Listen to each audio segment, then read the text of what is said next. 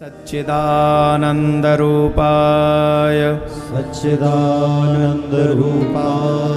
विश्वोत्पत्त्यादिहेतवे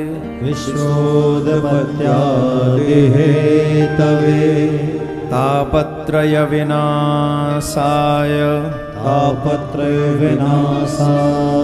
श्रीकृष्णाय वयं नमः। श्रीकृष्णाय वयं नमः। सर्वेश्वर सतचित आनंद सच्चिदानंद भगवान को हम कोटि कोटि नमन करते हैं, कोटि कोटि नमन करते हैं। सच्चिदानंद ये भगवान के स्वरूप का वर्णन है। भगवान कैसे हैं?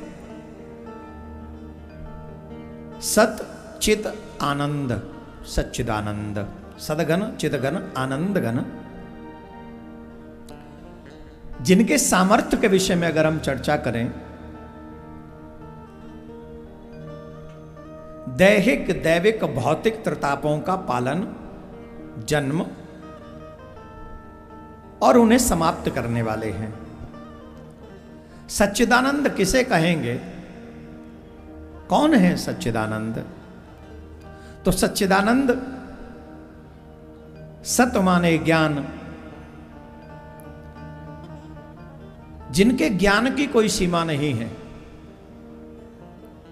जिनके आनंद की कोई सीमा नहीं है, जिनकी सत्ता की भी कोई सीमा नहीं है। असीमित ज्ञान है, असीमित आनंद है, असीमित सत्ता है। भगवान के ज्ञान की क्या सीमा होगी? चींटी में कितने पैर देने हैं और कौन से पुर्जे फिट करने हैं और वो किससे संचालित होंगे, ये चींटी बनाने वाले को मालूम है। कहां चींटी कहां हाथी, तो हाथी में कौन सा पुर्जा फिट करना है, कैसे वो संचालित होगा, उसका आहार क्या होगा, ये भी हाथी के निर्माता को मालूम है। वही मनुष्य, मानव, आप इस प्रकृति को देखिए, समुद्र में देखिए, ऐसी ऐसी मछली मिलेंगी आपको। आप पढ़ लीजिए मछलियों के बारे में, ऐसी ऐसी मछली जिनको कभी आपने देखा नहीं। उनके ज्ञान की कोई सीमा नहीं है। वो अनेक अनेक ऐसे प्रकारों से भरे हैं, उनका ज्ञान असीमित है। हमारे यहाँ जो प्रोफेसर वगैरह होते हैं वो सीमित दायरे के प्रोफेसर होते हैं। ये इंग्लिश के प्रोफेसर हैं, ये साइंस के प्रोफेसर हैं, ये संस्कृत के हैं, ये इसके हैं। लेकिन हमारे ठाकुर जी को कहेंगे तो क्या है, बोले वो सबका प्रोफेसर नहीं, वो प्रिंसिपल है, हर चीज का प्रिंसिपल है, मास्टर है। असीमित ज्ञान, असीमित सत्ता। अच्छा बताइए, उसकी सत्ता की कोई सीमा है? हैं? हमारे एमएलए की एक सीमा होती है, वहीं तक सत्ता रहेगी। एमपी की उससे बड़ी सत्ता रहेगी, केंद्रीय मंत्री की एक उससे भी बड़ी सत्ता रहेगी, प्रधानमंत्री की उससे बड़ी सत्ता रहेगी। लेकिन हमारे प्रधानमंत्री जी की पाकिस्तान में नहीं चलेगी, क्योंकि बॉर्डर के पार उनकी सत्ता नहीं चलेगी। वहाँ के किसी मंत्री की सत्ता हमारे यहाँ नहीं चलेगी। राष्ट्रपति ट्रंप इस समय धूम मचा रखी है, उसने सबकी बैंड बजा रखी है, पर उसकी सत्ता हमारे देश में नहीं चलेगी। पर परमात्मा की सत्ता हर जगह चलती है। जैसे चाहे अमेरिका में मार दे, जैसे चाहे भारत में मार दे, पाकिस्तान में मार दे, कोई रोकने वाला नहीं। जलवायु आकाश गगन पर सब पर उसकी सत्ता, उसकी मर्जी के बगैर तो हिल नहीं सकता पत्ता। क्या होनी है क्या न होनी, सबका उसको ज्ञान। मारने वाला है भगवान, बचाने वाला है भगवान। सब पर उसकी सत्ता, उसकी सत्ता भी असीमित है। आनंद की कोई सीमा नहीं। देखो हम लोग भी ना यहाँ आनंद लेने आए हैं। कितने लोग आनंद लेने आए हैं? बक्सर में एक से एक पैसे वाला है, उसके घर में आनंद है? बोलो जितना बड़े पैसे वाला होगा उतना ही परेशान होगा, जितना धनवान होगा उतना ही परेशान होगा। और परेशानी का कारण उसे खुद नहीं पता होगा। काम भी ठीक चल रहा है, लॉस भी नहीं हो रहा है, फिर भी परेशान है।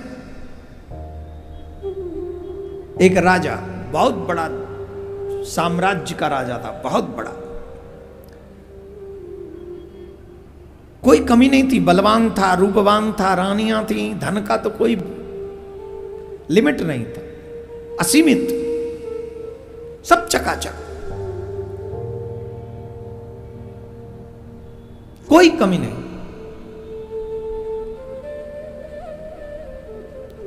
पर वो मनी मन बहुत अशांत रहता था, बहुत अशांत। अब तमाम ज्योतिषियों से मिला, तमाम विद्वान ज्योतिषियों को बुलाया, मैं बड़ा अशांत हूँ, बड़ा अशांत हूँ। काऊ ने कही ये हीरा पहन ले, काऊ ने कही तू पुखराज पहन ले, काऊ ने कही तू नीलम पहन ले। तमाम नग पहरा दिए, मोती पहरा दिए, पर सिस्टम बन्यो नहीं वाको। वो अशांत का अशांत ही रहा। एक दिन वो बड़ा दुखी हुआ, रूप बदल कर, भेष बदल के, पहले लोग राजा लोग जाया करते थे, आजकल तो भौं भौं करते हुए जाते हैं। वो जो नहीं गाड़ी वाड़ी भौंपू भौंपू चलती रहती, जब पहले राजा लोग अलग होते थे, वो छुप के जाते थे अपने राज्य की कंडीशन चेक करने के लिए। तो छुपते हुए जा रहा था, भेष बदल के जा रहा था। और जब वो भेष बदल के गया तो गांव की तरफ गया। गांव में जाके देखा एक किसान आदमी अपने खेत पे, पेड़ है, पेड़ के नीचे बैठकर बड़ी चैन की रोटी खा रहा है। ध्यान से सुनिएगा, सावधानी से सुनिएगा, काम की बात है। आनंद लेने आए हो तो सीख के जाओ।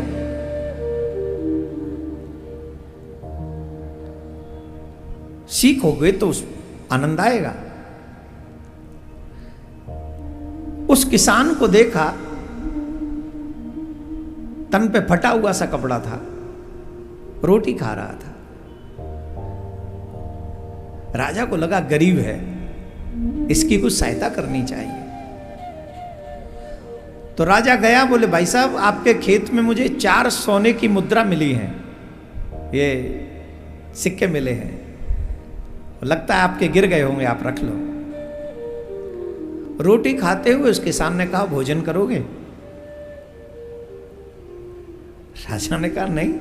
राजा को दिखा वैसे ही खुद के पास लिमिटेड है, बहुत लिमिट का भोजन है, मुझे और पूछ रहा है, बड़ा हृदय है। बोले भोजन करोगे? कर लो भोजन। बोले नहीं मैं भोजन करके आया हूं, मुद्रा ले लो। बोले नहीं ये मुद्रा मेरी नहीं है। क्या बात करते हो, तुम्हारे खेत में मिली, तुम्हारी है। बोले देखो चाहे मेरे खेत में मिली है या नहीं मिली है, पर ये मुद्रा मेरी हो ही नहीं सकती। बोले धन लेने से कोई मना करता है? धन तो कोई भी ले लेगा। बोले कोई भी ले ले, वो ले ले, मैं नहीं ले सकता, क्योंकि मुझे पता है ये धन मेरा नहीं है। मैं तो दिन में 54 कमाता हूं। कितनी? मैं दिन में 54 कमाता हूं और इसी में खुश रहता हूं, इसी में खर्चा हो जाता है। बोले 54 कमाने में खुश हो जाते हो? 54 में कौन खुश होगा? बोले मैं हूं। बोले खुश कैसे होते हो, प्रयोग क्या करते हो? बोले 54 मैं गड्ढे में डाल देता हूं, 1 पैसा मैं गड्ढे में डाल देता हूं, 1 पैसे से मैं कर्ज उतार देता हूं, 1 पैसे से एक मिट्टी में गाड़ देता हूं, मेरा काम चल जाता है। बोले मैं समझा नहीं। बोले तुम समझो ना समझो, वो चला गया, वो चला गया। अब राजा बड़ा परेशान हुआ कि एक व्यक्ति जिसे सोने की मुद्रा दी, बोले अच्छा एक बात बताओ, तुम्हें अगर कोई देता कि तुम्हारे घर में पड़ी मिली है 4 सोने के सिक्के मिले, कौन मना करता? सिर्फ मुझे बताने के लिए हाथ मत हिलाना, ईमानदारी से।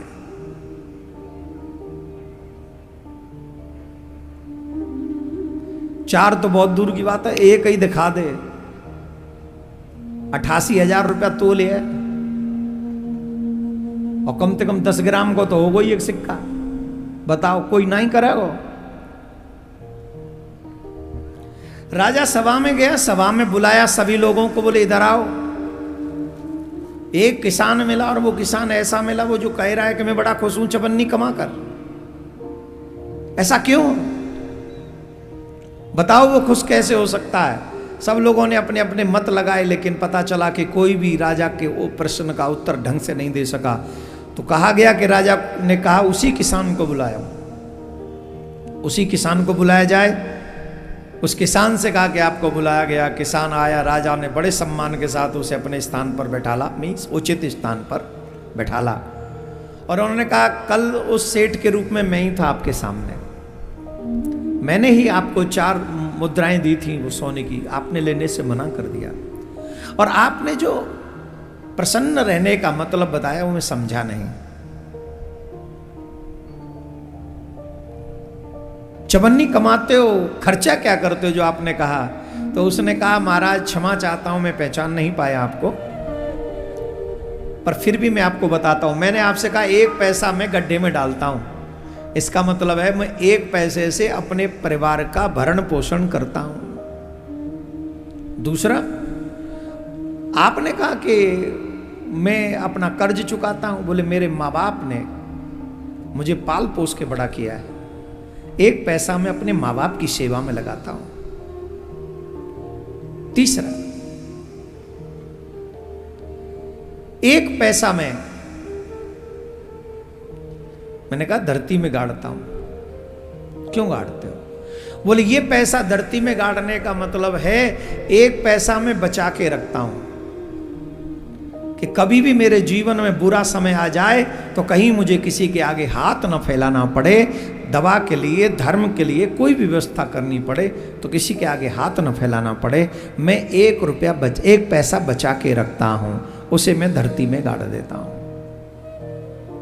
और 1 पैसा, 3 पैसे हो गए ना, 4 पैसे से चवन्नी होगी। बोले 1 पैसा, बोले 1 पैसा मैं हमेशा परोपकार के कार्य में लगाता रहता हूं।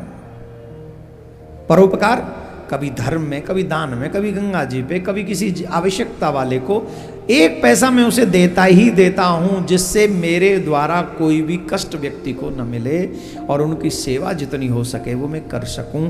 तो 1 पैसे का प्रयोग मैं ऐसा करता हूं। राजा के नेत्रों में आंसू आ गया। राजा ने कहा कि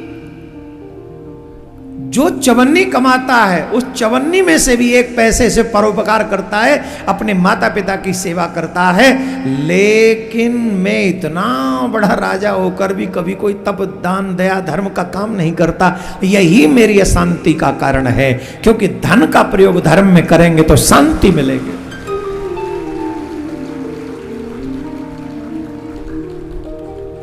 आज व्यक्ति अशांत क्यों है? आज व्यक्ति की अशांति का कारण क्या है?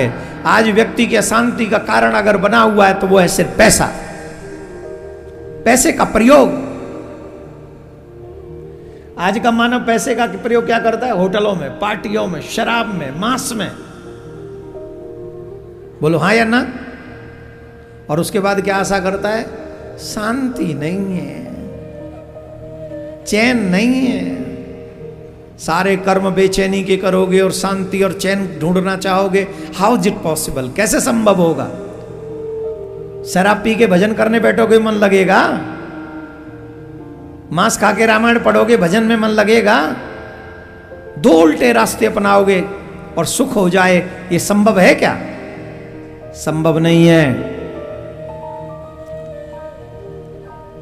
श्रीमद् भागवत हमें शिक्षा देती है, आनंद अगर चाहिए तो दूसरों को आनंदित करो। अपने कर्म से जब आनंदित करोगे तो तुम्हें भी आनंद मिलेगा।